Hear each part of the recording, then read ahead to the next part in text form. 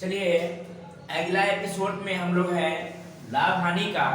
आप लोग like comment और सब्सक्राइब जरूर करें।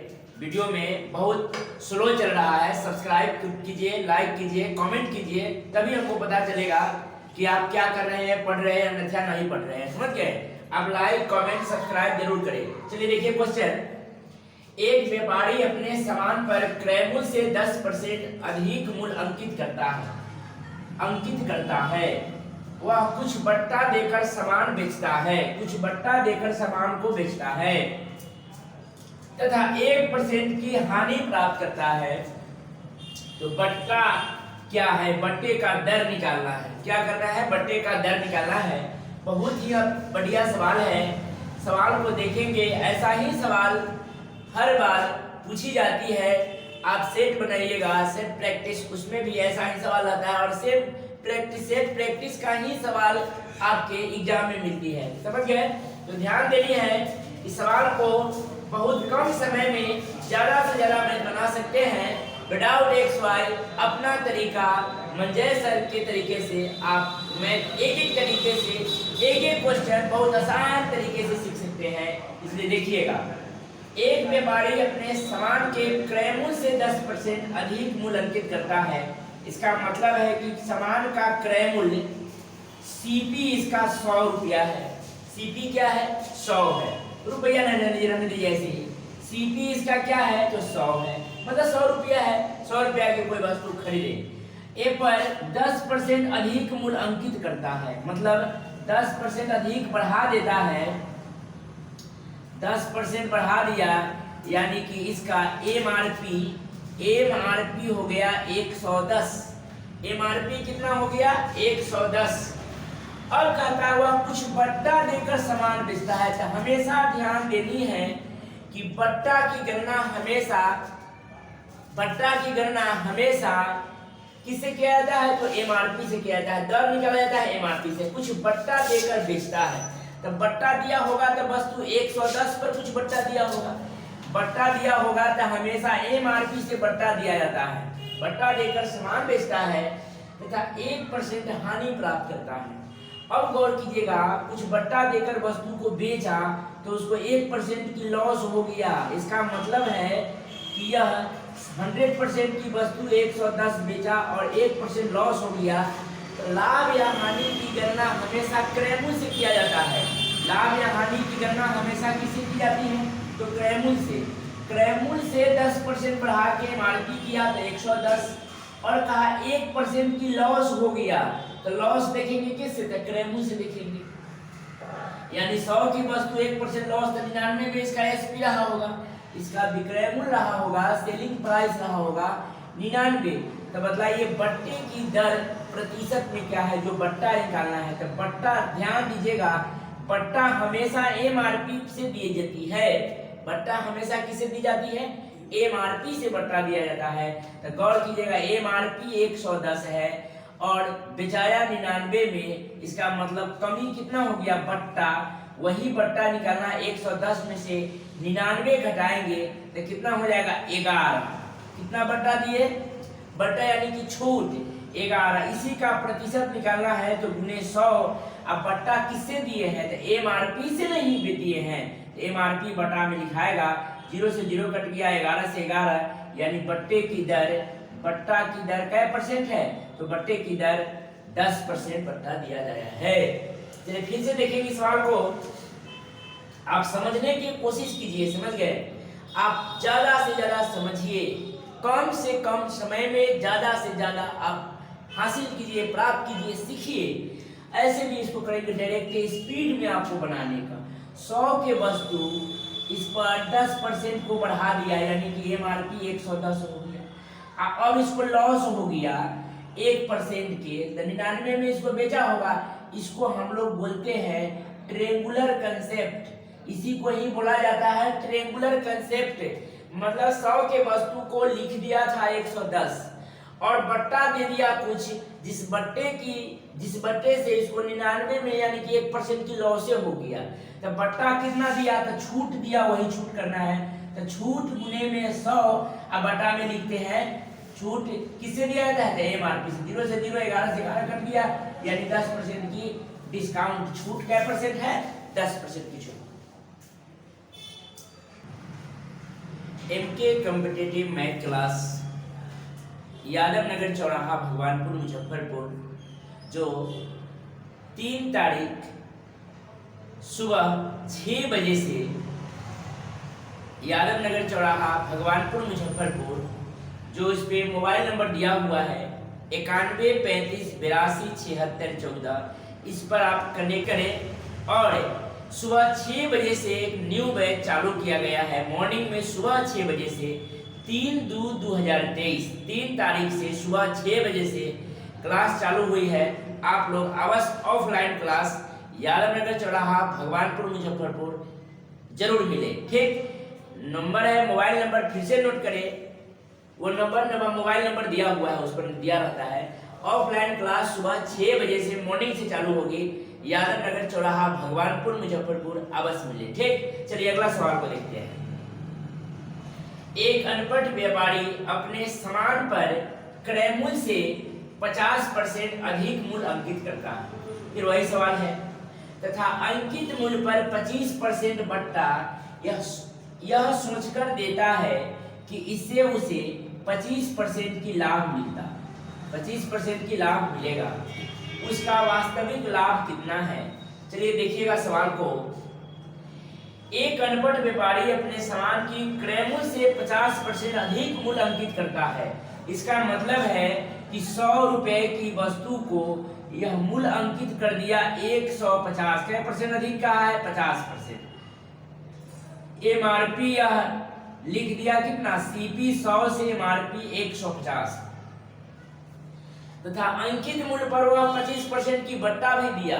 एमआरपी पर 25% की बट्टा दिया, यानी कि अंकित मूल्य का 75% पर वह सेल किया। परसेंटेज हटाएंगे तो बट्टा में 100। ठीक, 50 गुना 100, 50 तिहाई 150। ठीक, 75 5 तिहाई के 15, 7 तिहाई 21, 1 22, 225 बटा में 2, यानी कि 100 12.5 100 12.5 रुपए में इस वस्तु को सेल हुआ।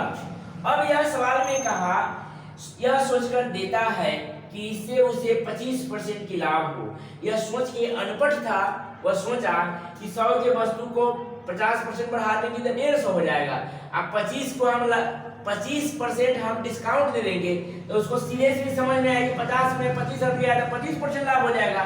लेकिन परसेंटेज एमआरपी पर निकलता है तो उसको लाभ, वास्तविक लाभ कितना हुआ? 112 में बेचाया, यानी क्रय मूल्य से ही कितना बढ़ गया, यानी कि 12.5% ही लाभ उसको मिला। 25% सोचा लेकिन मिला उसको कितना? 12.5। फिर से देखिएगा सवाल को। 100 की वस्तु एमआरपी लिख दिया 150 और एमआरपी पर 25% का डिस्काउंट किया बट्टा, तो 150 की वस्तु 75% में बेचा, यानी कि बेचा 112 रुपया में। और यह सोचा कि 25% की हमको लाभ हो जाए, 25% छूट दे देंगे तो 25% की क्या हो जाएगा? लाभ हो जाएगा। लेकिन उसका लाभ हुआ कितना? 12.5%। लाभ कितना हुआ? 12.5% उसको लाभ हुआ। अगला सवाल देखिए, नेक्स्ट क्वेश्चन देखिएगा, क्वेश्चन नंबर 90। किसी बिल पर 35% की बट्टे तथा 2 20-20 के क्रमशः बट्टों से विक्रय मूल्य का अंतर 22 रुपए है, तो बिल की राशि कितनी है? एकल बट्टा, समतुल्य बट्टा, क्रमिक बट्टा, वही सवाल है, समझ गए? 35% की बट्टे तथा 2 क्रम से क्रमागत बट्टों 20-20% के दिया जाता है। अब तब मूल्य में अंतर हो गया कितना? 22 रुपए के। तो बिल की राशि कितनी है? बहुत आसान सवाल है, आप पहले ही सवाल को पढ़े भी हैं। इस सवाल को देखिएगा, बहुत आसान सवाल है, बनाने का सीखने की कोशिश कीजिए। आप कॉपी कलम लेकर बैठे, यानी कि मान लेते हैं कि 100 की वस्तु है। कितना की वस्तु है? 100 की वस्तु है। ए पर 35% की वो डिस्काउंट दे दी, 35% की डिस्काउंट, यानी कि वस्तु को बेच दिए कितना में? तो 65 में। 100 में से 35 डिस्काउंट मिल गया तो बच गया कितना? 65 में बेच दिए। अब कहा इस पर 2 गो बट्टा देंगे, इस पर 2 गो बट्टा देंगे, मतलब 100 पर नहीं हम दिए हैं, 35% घटा लिए हैं। इसी पर 2 गो बट्टा देंगे, 20-20% की 2 गो बट्टा है, यानी कि 80% गुने 80%। 100 प्रतिशत हटाएंगे तो बटा में 100 बैठाएंगे, प्रतिशत हटाएंगे तो बटा में 100 से 100 उड़ा देंगे, इस 100 से 2 जीरो ही उड़ जाएगा, आधी आधी कितना हो जाएगा, यह 64 हो जाएगा।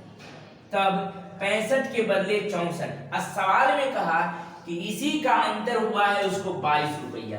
कितना अंतर हुआ है, 22। तो देखिए मेरे अनुसार अंतर कितना है, 65 से 64, यानी कि मेरे अनुसार अंतर 1 रुपया है। कितना है, मेरे अनुसार अंतर 1 रुपया है, और यही सवाल में कहा है कि 22 रुपया है। क्या रुपया है, 22। तो जो मेरा 1 है वही सवाल का 22 है। तो सवाल में कहा बिल की राशि बतावे, बिल की राशि क्या है, तो राशि इसका कितना है, 100% बराबर किया, 22 गुना में 100 अब बटा में 1, यानी कितना, तो टोटल बिल की राशि हो जाएगी 2200 रुपया। ठीक, फिर से एक बार समझिए, किसी बिल पर 35% की बढ़ते, तो 100 में 35% डिस्काउंट किए थे 65, अब 2 को क्रम से बट्टा दे दिया गया 20-20% के, तो 100 के 20% बट्टा तो 80 बटे में 100, एक और 20% तो 80 बटे में 100, काट कूट के आ गया 80 64, यानी 65 पहले था अब 64, यानी कि मेरे अनुसार अंतर क्या हुआ या कमी क्या हुआ था, 1। सवाल में अंतर कितना है, 22, तो 1 बराबर 22 है। तो बतलाइए बिल की राशि क्या है, तो टोटल 100 है, तो 100 बराबर कितना, 2200। अगला सवाल, अगला सवाल देखिए, एक पुस्तक विक्रेता किसी पुस्तक के छपे मूल्य पर, छपे मूल्य मतलब एमआरपी होता है, छपे मूल्य पर 10% कमीशन देकर, देखिए कमीशन भी करेंगे तो कमीशन देंगे किस पर, तो एमआरपी पर देंगे। और छपा मूल्य को क्या मूल्य बोलते हैं, एमआरपी बोलते हैं, छपे हुए मूल्य को एमआरपी बोला जाता है। ठीक है, 10% कमीशन देकर 12% लाभ कमाता है, 10% कमीशन देकर भी 12% लाभ कमाता है, तो पुस्तक के क्रय मूल्य तथा छपे मूल्य का अनुपात कितना है। देखिएगा लॉजिकल सवाल है, टेक्निकल सवाल है, इस सवाल को देखिए बहुत बारीकी ढंग से बताएंगे और बहुत आराम से आप समझ भी जाइएगा, पूरा गहन कीजिए, अध्ययन पूरा कीजिए सवाल पे।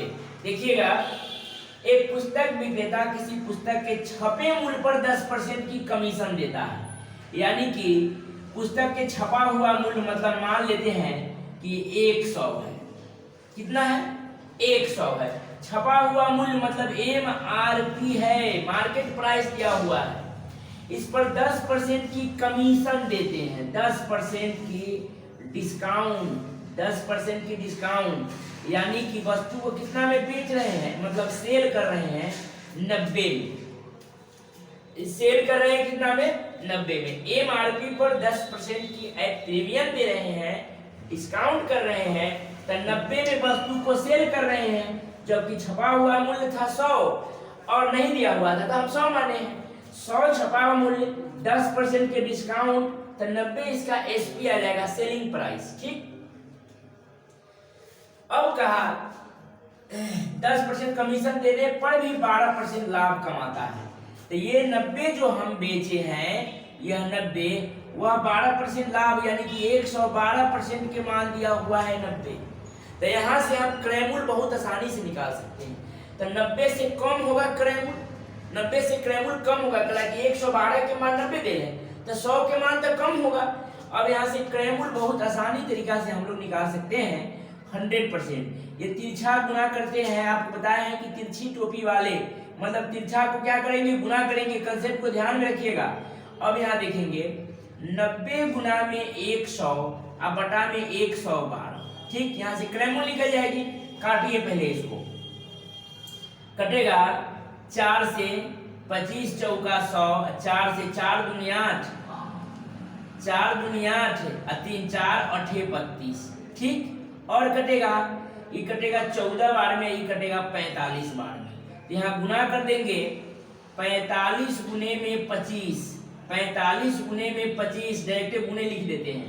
देखिएगा 25 पचे 125, 25 पचे 125 के 5 हासिल 12 आ गया, 125 के 5 हासिल 12, अब 25 चौका 100 और 12 तो 112 हो जाएगी, यानी कि 1125 बटा में 14 इसका सीपी आ गया, क्या आ गया, क्रॉस प्राइस आ गया, सीपी आ गया। इसको काट के डेसिमल में भी ले जाएंगे, नहीं काटेंगे डेसिमल में, 1125 बटा में 14 इसका सीपी आ गया, क्रय मूल्य आ गया। अब सवाल में कहा फिर आगे पुस्तक के क्रय मूल्य तथा छपे मूल्य का अनुपात बताइए।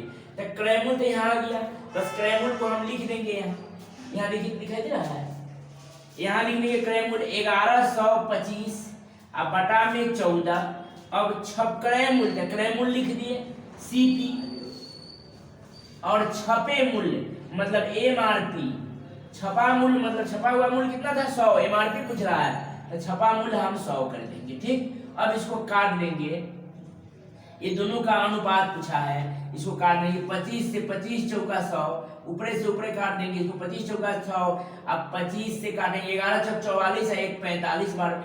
अब इसको क्या करेंगे तो बराबर है तो गुना कर लेंगे। क्या करेंगे गुना कर लेंगे, तो 45 अनुपात 14 चौका कितना हो जाएगी 56। 14 चौका 56, 45 है, ये गुना इधर हो जाएगा तो 45 अनुपात 56। अब इसको कहा कि अनुपात बतलाइए, तो अनुपात में कटने वाला है तो काटेंगे, नहीं कटने वाला है तो यही इसका उत्तर हो जाएगा 45 अनुपात 56। एक बार और इस सवाल को देखिएगा। का एक पुस्तक विक्रेता किसी पुस्तक के छपे मूल्य पर, मतलब छपा हुआ मूल्य हमको पता नहीं है तो छपा हुआ मूल्य मानेंगे कि मेरा 100 है, ए पर 10% के डिस्काउंट किए यानी कि बेचे कितना में, तो 90 में। ये विक्रय मूल्य आ गया। यदि हम 90 में बेचे तब भी हमें 12% की मुनाफा हुआ, तो यह 90 112 है, ये 90 112 है तो 100 क्या यानी 1125 बटा में 14 इसका क्रय मूल्य आ गया। क्या आ गया क्रय मूल्य आ गया।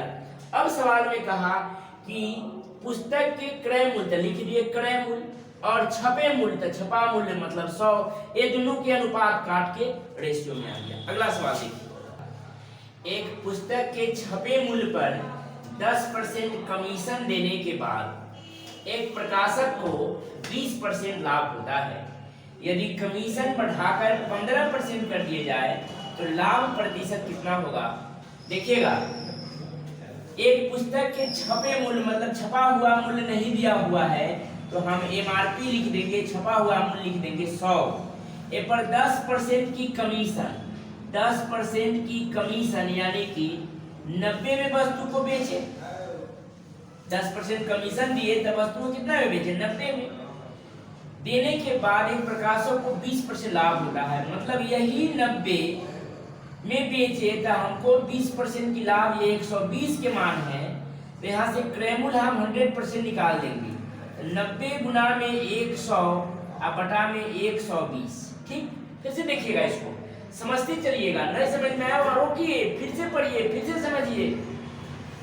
छपा मूल्य दिया हुआ रहता तो उस पर हम कमीशन देते, अगर छपा हुआ मूल्य नहीं दिया हुआ है तो मान लेते हैं कि छपा हुआ मूल्य एमआरपी इसका 100 है, इनमें 10% है प्रीमियम दे रहे हैं, 10% डिस्काउंट, तो वस्तु को बेच रहे हैं कितना में 90 में। एमआरपी पर यदि हम डिस्काउंट देंगे तो या तो लाभ नहीं तो हानि, दो ही स्थिति होती है, या एक स्थिति कम केस में होता है नाइदर प्रॉफिट नाइदर लॉस, वो बहुत कम केस में होती है। यदि वस्तु को बेचेंगे तो हमको लाभ होगा नहीं तो हानि होगा, लाभ होगा नहीं तो हानि होगा।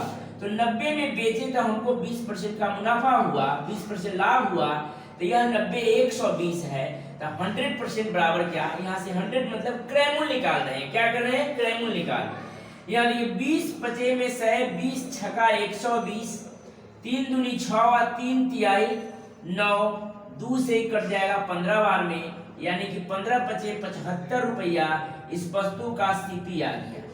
75 रुपया दिखाई दे रहा है नीचे, 75 रुपया वस्तु का क्या आ गया सीपी आ गया, 75 रुपया वस्तु का सीपी आ गया। अब कहा यदि कमीशन को दर बढ़ाकर 15% कर दे, मतलब ये 10% से इसको 15% कमीशन की दर कर दे तो इसको हम बेचेंगे कितना में 85 में, तैयो फिर भी हमको लाभ ही हो रहा है, यानी 75 रुपया क्रय मूल्य है, अभी क्रय मूल्य 85 है, फिर भी लाभ हो रहा है। तो लाभ कितना हो रहा है, विक्रय मूल्य माइनस क्रय मूल्य का प्रॉफिट, यानी कि 10 रुपया लाभ, लाभ गुने 100, लाभ हानि की गणना ऑलवेज हमेशा क्रय मूल्य से की जाती है, तो बटा में 75, 25 तिहाई 75, 25 चौका 100, 40 बटा में 3 कहे तो 13.1/3% की प्रॉफिट हो जाएगी। 13.1/3% की प्रॉफिट। नेक्स्ट देखिए, नेक्स्ट क्वेश्चन है 93। किसी वस्तु का अंकित मूल्य इसके क्रय मूल्य से 10% अधिक है। अंकित मूल्य क्रय मूल्य से 10% अधिक है। जो क्रय मूल्य होगा उसका 10% अधिक अंकित मूल्य होगा, एमआरपी होगा, तथा इस पर 10% बट्टा दिया जाता है। तो बट्टा की गणना किस पर देंगे, बोलिए? बट्टा की गणना एमआरपी पर। Very good. बट्टा की गणना एमआरपी पर दिया जाता है, 10% बट्टा दिया जाता है। तो ऐसे बिक्री में विक्रेता को क्या होगा, लाभ होगा, हानि होगा, नेदर प्रॉफिट नेदर लॉस, मतलब क्या होगा, डॉट डॉट डॉट, उसी में आपको बताना है। तो बस बहुत आसान सवाल है। ऐसे सवाल को ट्रायंगुलर कंसेप्ट बोला जाता है। क्या बोला जाता है? ट्रायंगुलर कंसेप्ट बोला जाता है।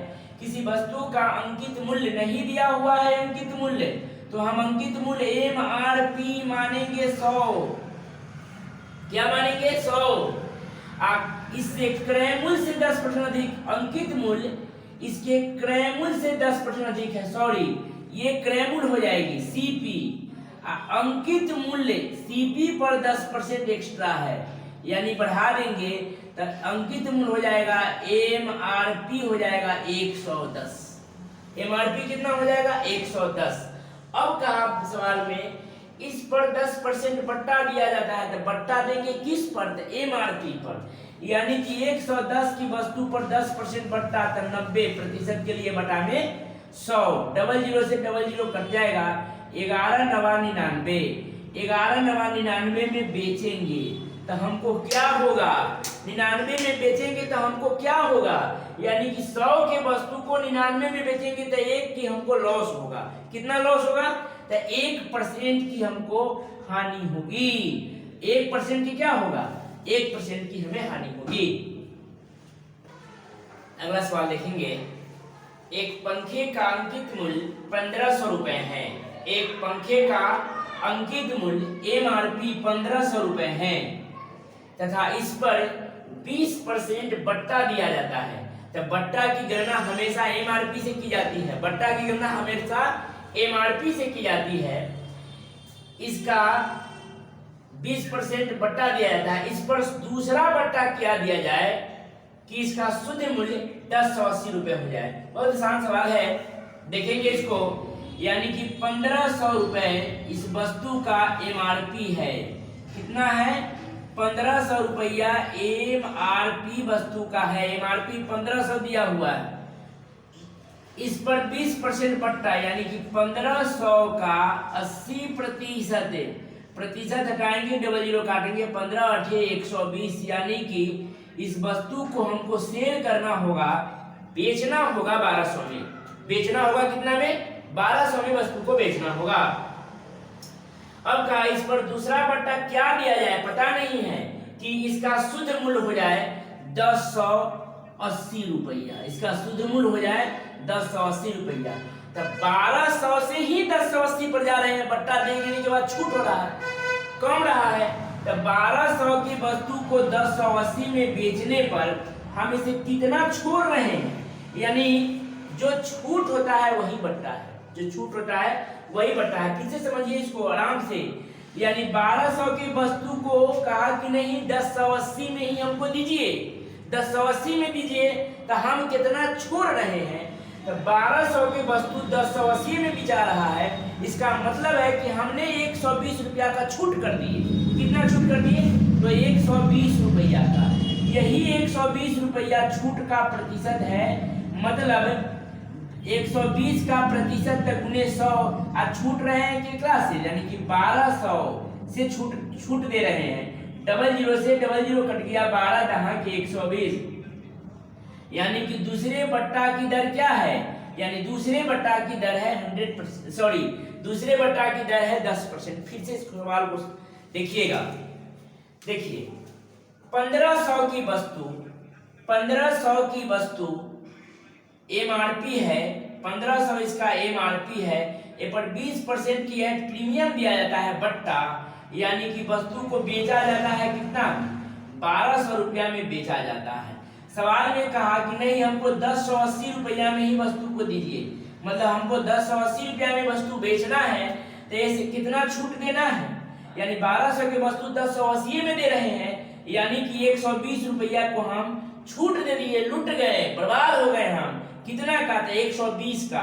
तो छूट गुने 100, छूट गुने 100 बटा में लूट, यानी कि किससे? छूट की गणना एमआरपी से, सॉरी ज्यादा से कम में जा रहे हैं, यानी 1200 से 1080 में, यानी छूट कितना दिए? डबल शून्य से डबल शून्य 12 दहा के 120, यानी 10% के डिस्काउंट, यानी कि दूसरा बट्टा क्या है? तो 10%।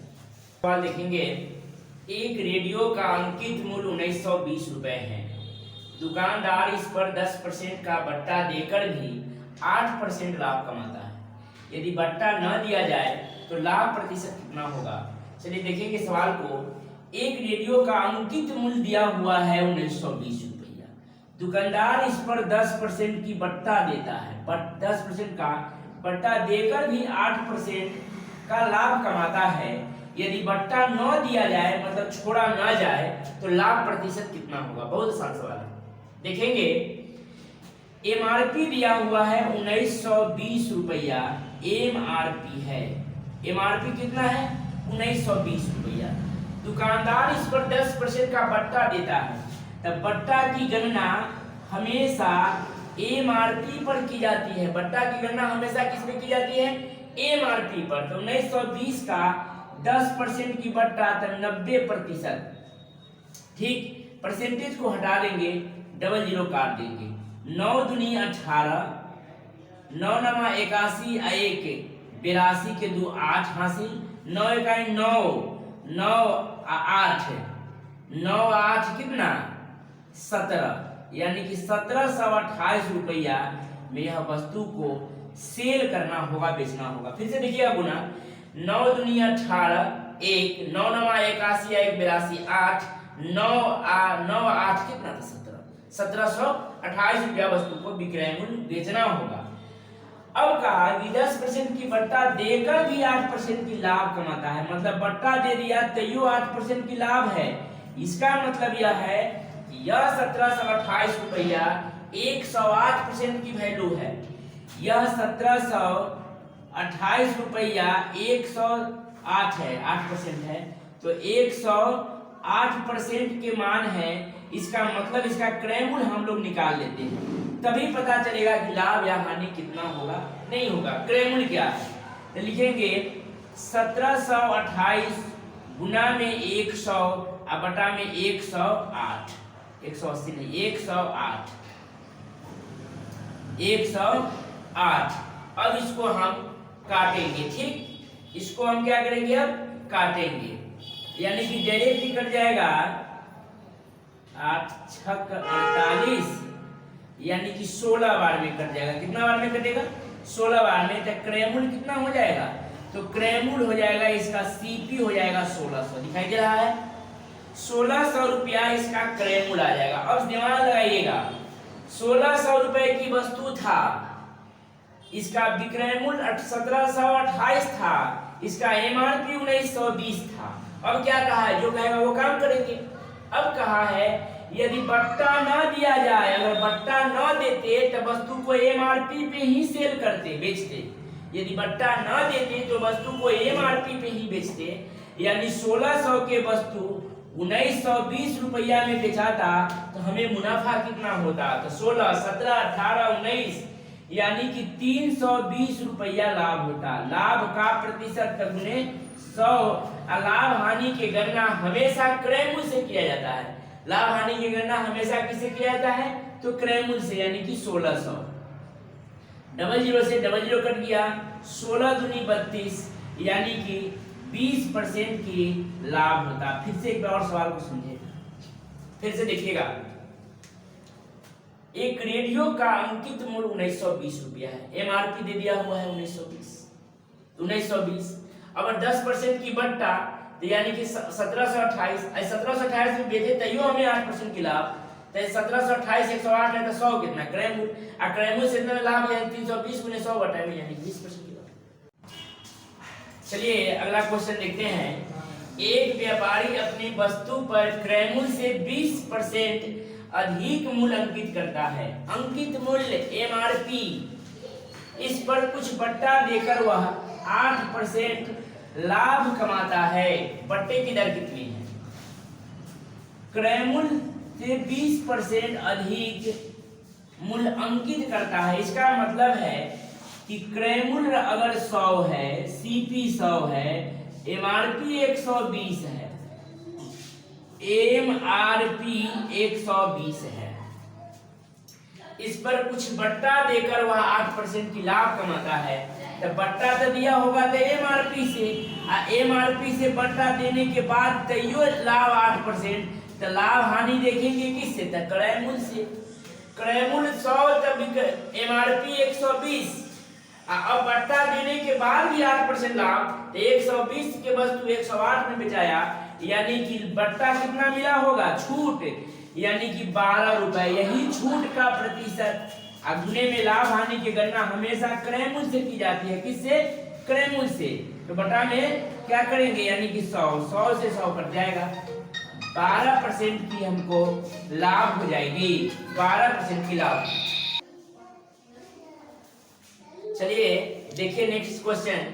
एक दुकानदार अपनी वस्तु पर क्रय मूल्य से 20% अधिक मूल्य अंकित करता है, यानी कि क्रय मूल्य 100 है तो अधिक मूल्य अंकित किया 20%, यानी कि 20% बढ़ाया तो अंकित मूल्य हो गया कितना? MRP 120। क्रय मूल्य 100, MRP 120।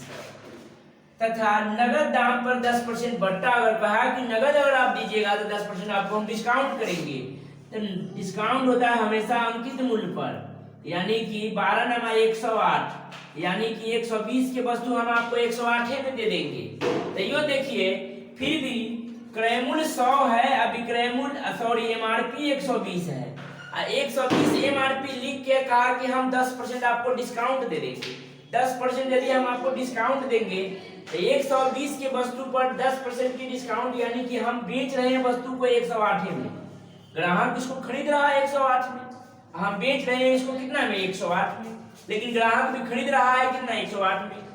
तो ग्राहक के लिए यह क्रय मूल्य हो जाएगा, जबकि दुकानदार के लिए यह विक्रय मूल्य हो जाएगी। ठीक, कहा कि 108 में हम 120 के वस्तु 108 में बेच रहे हैं, तैयो देखिएगा तैयो इसको 8% की लाभ हो रहा है। कितना हो रहा है? 8% की। तो इसका लाभ प्रतिशत बदलाइए तो 100 से बढ़ गया कितना? 8, यानी कि 8% के इसको लाभ हो गई। फिर मिलते हैं नेक्स्ट वीडियो में। एक एपिसोड और चलेगी, नेक्स्ट वीडियो इसकी कल मिलेंगे। ठीक, धन्यवाद।